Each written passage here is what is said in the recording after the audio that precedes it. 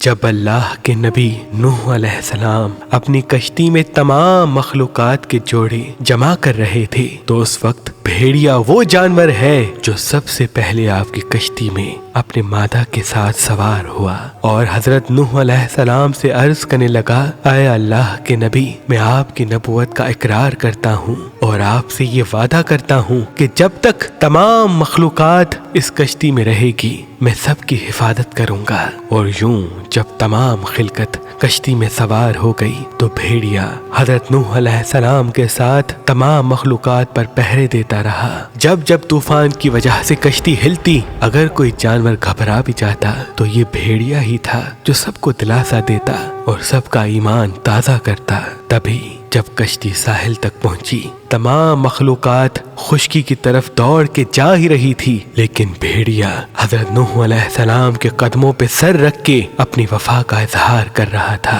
اور یہ گزارش کر رہا تھا کہ اے اللہ کے نبی، کیا میری ذمہ داری میں کوئی کوتاہی تو نہیں ہوئی؟ بس اس وقت اللہ کے نبی حضرت نوح علیہ السلام نے بھیڑیے کے سر پہ ہاتھ رکھا اور اللہ کی دربار میں دعا کی کہ اے اللہ، اس جانور کو ہمیشہ آزاد ہی رکھنا، اس کو اتنی طاقت دے کہ کوئی بھی انسان اس کو قید کر کے غلام نہ بنائے۔ اور یوں اللہ نے حضرت نوح علیہ السلام کی دعا کو قبول کر دیا۔ آج بھی بھیڑیے کو گھروں میں پالنا بالکل ناممکن ہے، کیونکہ یہ واحد جانور ہے جو اپنی زندگی سے زیادہ اپنی آزادی سے محبت کرتا ہے، بھوکا رہ سکتا ہے لیکن قید کو پسند نہیں کرتا۔ اور آج بھی جب بھی بھیڑیا جنگل میں کسی انسان کو مارنے آ جائے تو اگر انسان ٹھہر کے اس کو نوح علیہ السلام کا واسطہ دے کہ تو پلٹ جا، تو بھیڑیا پھر پلٹ کے وار نہیں کرتا، وہ پچھلے پاؤں لوٹ جاتا ہے، وہ پچھلے پاؤں